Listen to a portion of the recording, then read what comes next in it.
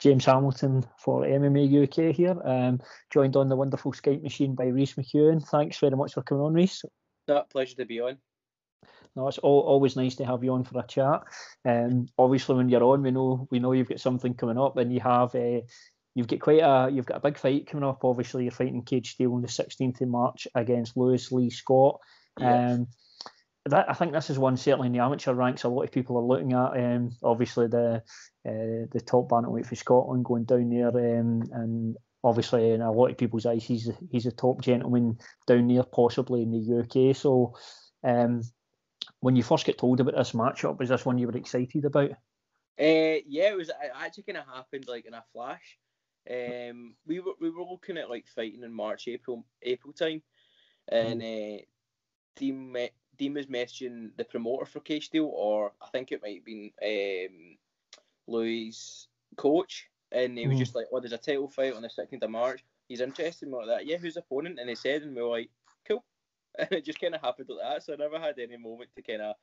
I thought I was fighting for the title, and then when I found out the opponent, that was just kind of it. So it's kind of like I actually thought the title fight was a vacant title fight. So I was like going out my way to being like, right, who am I going to fight? And then we asked if the title was vacant, and it wasn't. So yeah, it's good. There you go then. So this, obviously, normally when you're leading into fights, I think it's safe to say you're usually going in as a favourite. I think obviously travelling down there, you actually he might be the favourite in this one. But do you, not for you. You know what I mean? Yeah. In your eyes, obviously, you're the favourite, but I'm talking about when you're travelling down here for the outside perspective, people are going to be looking at him for the favourite, possibly the favourite in this one. Does that change anything for you in terms of your mindset that you could potentially be down there to prove them wrong, or? Not really. I think it's just going to be a change of scenery. When you fight, when you go into the cage and you fight, it's still the same thing. I'm still going to fight somebody that's the same way as me. There'll be a referee in the middle between us. It's the same thing. So no, I'm not really thinking about that. Because the people that are coming down to watch me will probably be louder than the whole arena. So it will feel like I'm fighting at home. Yeah, and obviously going down there to fight, I'm assuming obviously potentially adding another belt is a big factor as well. They're always nice things to collect through your amateur career. Definitely. So is that something that's motivating you as well? Get down there, potentially adding another belt to your on top belt. Yeah, of course. Like the belt is an extra piece of motivation, definitely. But it's more so the size of the show. Caged Steel is a really big show. They've been promoting shows. I think this is our 24th show. So I'm looking forward to how big the show is, and also the arenas. I think it fills 2,000. So I'm looking forward to that. Just more so the magnitude of the show as opposed to the belt. The belt will be a wee bonus, but yeah. Is that another thing when you're looking at? We obviously talk about through your amateur career. It's a learning experience and learning in the fight, but also going through different promotions on top of a fantastic promotion. Make no bones about that. But if you're going down there in an arena that can hold 2,000, again, is that just adding that extra experience to you as you move forward? Of course. So this will be a little bit different in terms of I'm travelling down to Doncaster on the Thursday, staying for a couple of nights to make weight and before the fight and stuff. So again, that's going to add that's getting experience going somewhere abroad, because you're not always going to be able to fight in Scotland. You've been to limit yourself to your house and your home comforts. So I'm looking forward to that as well. That's probably the only thing that's really going to be a dramatic change. But it feels like I'm getting a wee weekend away, which is good. Yeah, I guess even that, what you've just said there, is when you are a pro fighter and you're moving on to the big shows, travel is a big part of the fight game. It's something. So again, this is just getting you more accustomed to that moving forward then. Yeah, definitely. It's again, it's good I'll experience this. I'll see what's going right. And again, Caged Steel was a big show, so I'd like to fight on it again. So yeah, it's good. It's going to be good to go through all these motions and have a feel for it and get comfortable with it, and then it's just going to make the next time I do it even more comfortable and more natural. And the other thing as well is, as I mentioned at the start, we're talking about rankings, obviously. Do you look at that at all? When you look at the guys round about your weight in the UK and Ireland, in terms of the rankings? Because potentially, obviously, your aim is to be sitting there as the number one, I would assume, amateur in the UK and Ireland. Yeah, I do and I don't. I used to really look a lot into it, but then I realised that it's not overly accurate as well. It's kind of it's great to look at, and it's great for sponsors, and it's great for your own sense of achievement to see where you're at. But again, it's not overly accurate. It's not extremely accurate. So you could probably look at let's take us two, for instance, that are fighting. I reckon you could put us on a pro card around the country, and it'd be one of the top fights on the card. So again, in terms of the rankings, they're good, and it will be cool to after this fight I'll be number one after a win. But in my mind, I do think I'm the number one, but my goal isn't to be the number one amateur in the UK. So it's kind of like you're like, that's cool, but the big goal is kind of irrelevant. Yeah. So all these wee things then, like not to say they're wee things like the rankings and belts and all that at the amateur level. These are just added bonuses as you. I'm assuming you collect. The main thing that you're doing as an amateur is gaining experience. Of course. What the rankings do as well, it gives you purpose. It can give people purpose about. And if you're a goal orientated person, then you might be thinking, I want to be number one before I go pro. Or again, it could give you an indication who you might be fighting next. And and it's definitely got its benefits. Yeah, and in regards to Lewis as an opponent, what do you make him as an opponent, and what's your thoughts on him? I think he's a good opponent. He's very, very experienced. He's been competing since at a very young age. So yeah, he's a veteran at a young age. That's what he is. That's how you can call him. Perfect. And the other thing I wanted to mention as well, I've noticed obviously in your social media, something you've done in the past is Went to Warrior. That's something you're doing again. Just quickly tell us a wee bit about that, when that's kicking off at the Grip in Glasgow. So the start date, there's trials at the end of March, and then the start date's in the middle of April. I don't want to say dates because I don't want to be wrong. But there's trial dates tryouts at the end of March, and the start of the show will be in the middle of April. And what Went to Warrior is it's essentially a 20-week fight camp. You train at the Griphouse Monday to Friday morning from 6 a.m. to 7:30 for 20 weeks. At the end of the 20 weeks, you get a fight. And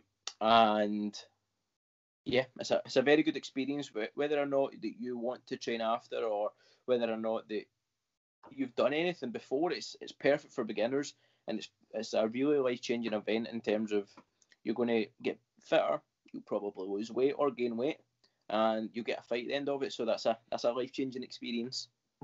Absolutely. And one thing I wanted to ask you as well is, for the previous Went to Warriors, have you still got guys now that have went from that and are now fighting? I believe there's one in my mind I think I can think of, but I don't want to say it because I might be wrong.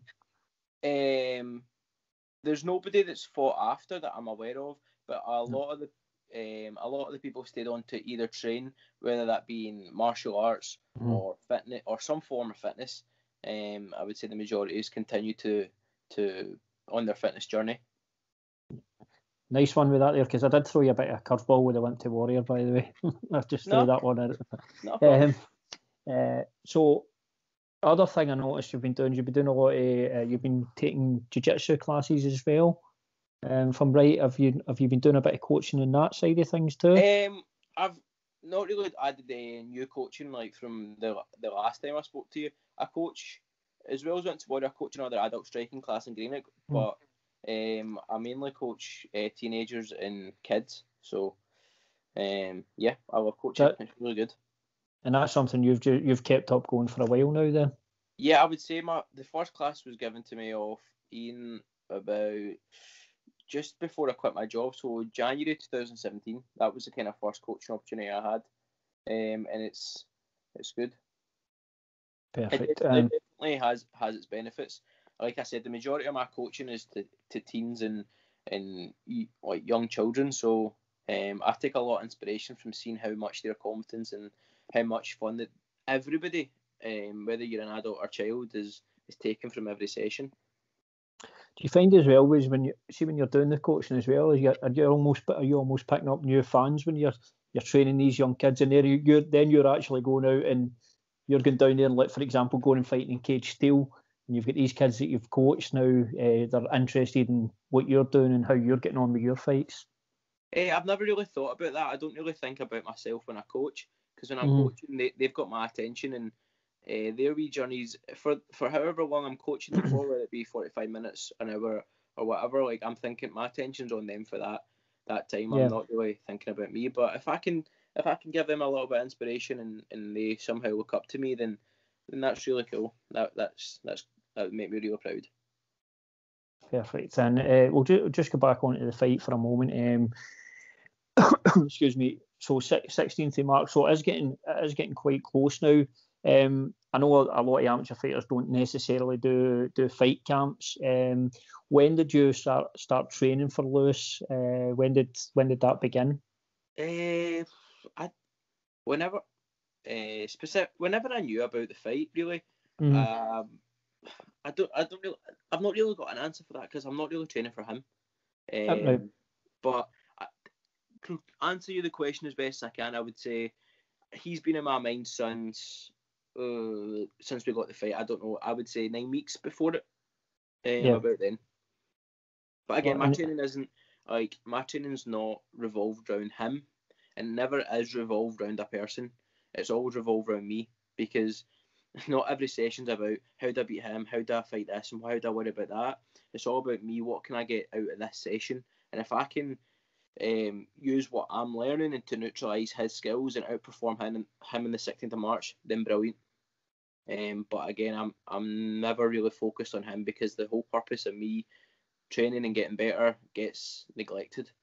Yeah, and the other thing as well, I know you're obviously somebody that more or less you train year round, don't you? You don't have a time off as such. So when you're leading up to a fight like this, are you more specifically focusing in areas then that you feel that you might need to just develop slightly and improve on leading into the fight? No, I focus on. I'm trying to focus on everything. So, like, my training. This is probably a standard answer, but my training consists of jiu-jitsu, striking, strength and conditioning, whether that be no-gi, gi, Muay Thai, boxing, road work, weights. It consists of everything. So, like this morning I done a jiu-jitsu class on guard, like using your, like, a lot of the jiu-jitsu classes lately have been like lasso guard. If you put that into MMA, you're never going to use a lasso in MMA, but it's getting my jiu-jitsu better. So I try and cover all aspects of every sport in MMA, and yeah, that's what how my training's been consisted of. And can you just I'm using your fight series the best way to sort of jump from improvement to improvement, but can you feel like the last time you competed in the cage, or even a jiu-jitsu tournament or whatever it may be, do you notice those developments in yourself as you're going forward?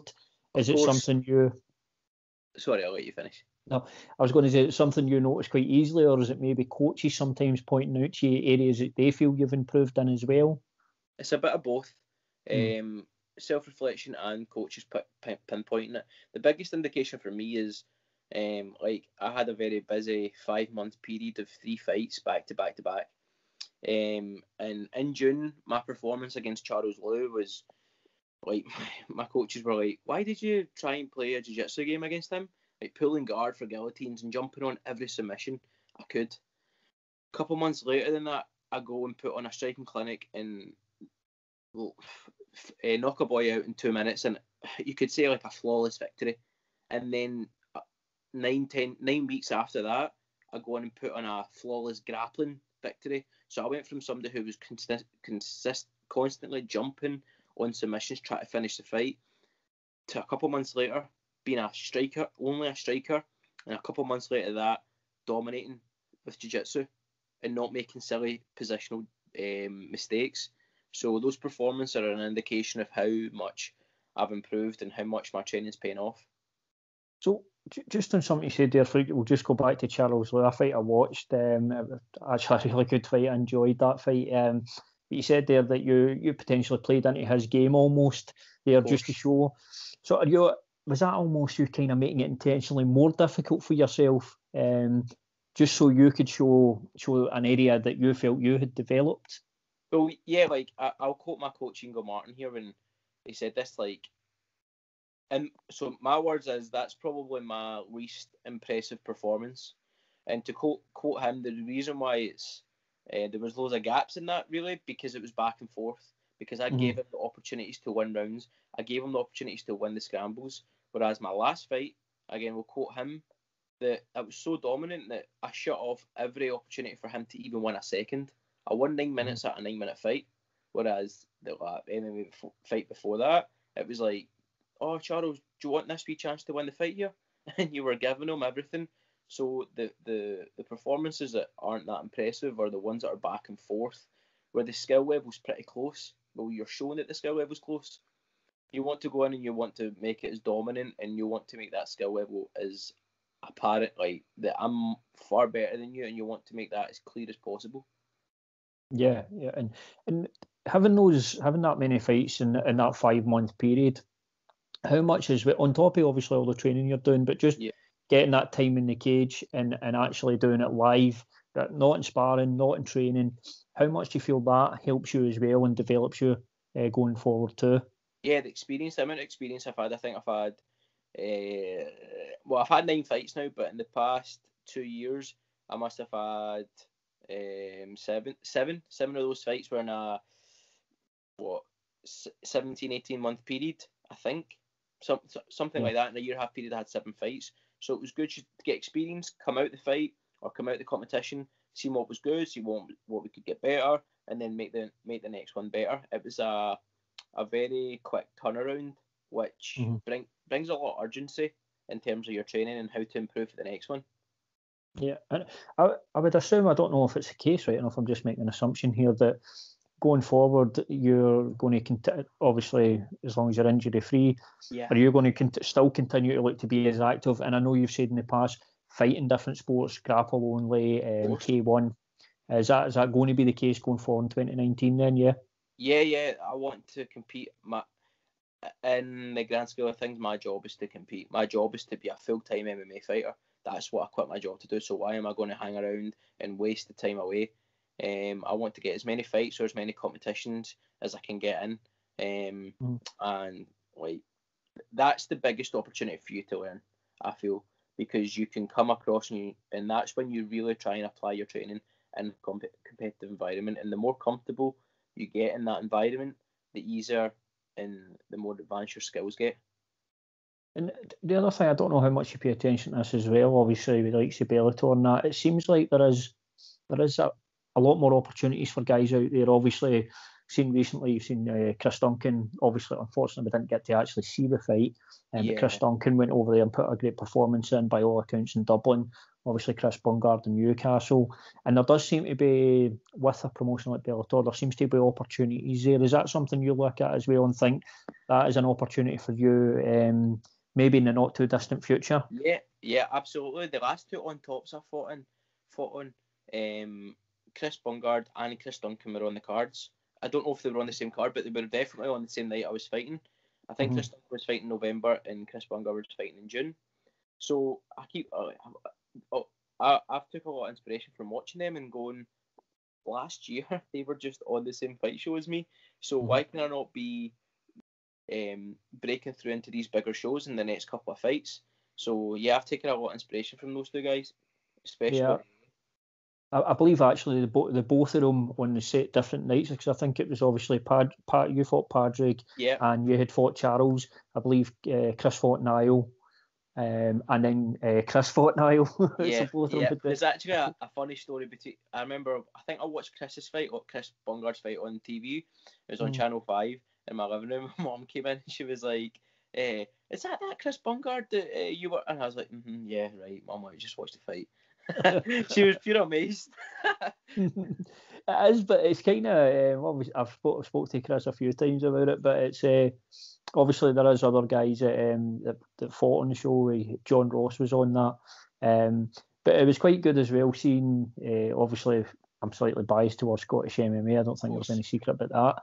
But it was great seeing that like Chris going down there and beating somebody of Terry's stature. Yeah. And I guess for the other thing is, it gives guys like yourself and that, Bellator's really starting to make the push in Europe, and I guess you're all not too far away from a massive opportunity. Not at all. And you look at there'll be people I miss here because there's so many fighters. You look at Scott Malone fighting for the Cage Warriors title, Ross Houston, Cage Warriors champion, Cal Murray just fought for a UFC world title, and there's like Paul McBain's in Cage Warriors, and there's many more people. That's just a few off the top of my head. And again, besides Cal Murray, the people that I named aren't even part of my team. So like that's just that's an example of how good Scottish MMA is really going through the scene right now. Yeah, and I know somebody that is part of in that Dinky Ninja fight team who could have potentially been on Newcastle, but it didn't happen. Was Stevie McIntosh. He spoke about it in an interview, so I'm all right to talk about it. Okay, that's cool. Yeah, Stevie as well. Like Stevie's really good. And there's loads of high level amateurs coming through the scene, especially at the Dinky Ninjas, and there's loads of professionals that's not even kicked through yet. So it's Scottish MMA is not even started. And I saw as well, just while we're talking, you've been through it. You've been through doing a bit of training at a higher level. I believe you've been over to their infamous Sundays. Yeah, I went to Super Sunday, they call it, the last 2 Sundays, and I'll go again this Sunday.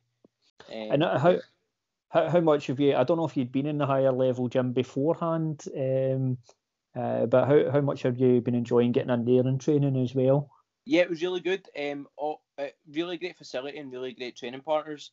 I've actually trained with the majority of the guys there, but at the Griphouse, because they come through to the Griphouse. So it was about time I made the journey to them this time. So it was really good. It was worthwhile. How much does that benefit you as well, getting that? Just getting, because you're obviously, there's guys you train with day in, day out with, but then you've got the guys over at higher level who you're familiar with, but you're not training with them every other day. How good is it getting in there and just getting those different looks, and maybe guys that you don't know their tendencies and stuff like that? Definitely, and I think it's good for not even me going over. Let's say, just use me as an example, me going over there for them and for me, because when you train with the same people day in, day out, they've caught on to your game, so they're kind of used to what you do, and good and bad. And whereas when you go to somewhere new, it's a blank sheet. You don't know what's coming next. You don't know. So it's a great experience in terms of the skills and the rounds. But it's also good to get out your comfort zone. But that was the first time I was ever at higher level, or first time I sparred at another gym since I went to New York. So yeah, it's good to kind of feel like you're going in for a fight a wee bit, because you're like, what are the people like? That's a fight. That's the nature of a fight.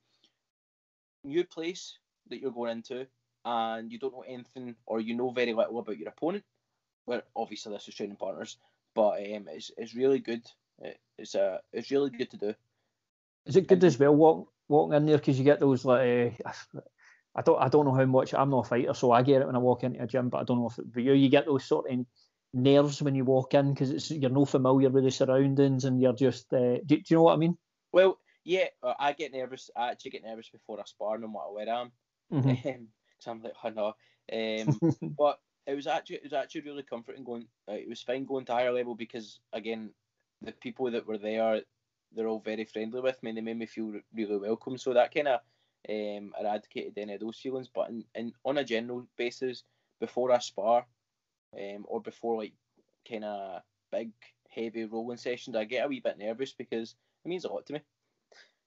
Is it good as well? And this will go both ways with guys going for the grip to higher level and higher level going to your grip, because you've obviously got different coaches who are in each gym day in, day out. Again, the same thing, that you're maybe getting a wee bit of different feedback as well from, for example, if you're going there, you get a bit of feedback off James Doolan, and vice versa at the grip. Yeah, the resources from both gyms are phenomenal, and it's definitely good for the gyms to bounce off each other in terms of training partners and in terms of coaches. It's a phenomenal team. Brilliant. Well, I won't take up too much more of your time, Reece. It's always a pleasure to chat to you, mate. Definitely. Before we let you go, but is there anything you want to give a wee shout out to any sponsors of that? Yeah, I'll give it. You've got a cheeky smile on your face as I was going to say something. I've got I'll give a shout out to all my sponsors. So a few new sponsors have joined the team, and I'm extremely happy with that. So, but I just want to give a special shout out to DMAT Scaffolding, Physio Effect, Rain Dog Society Barbers, Sharkfire and Security, UFO Biolabs, and Ian Barclay Photography. These businesses are really supportive, and I'm super grateful and thankful for their support.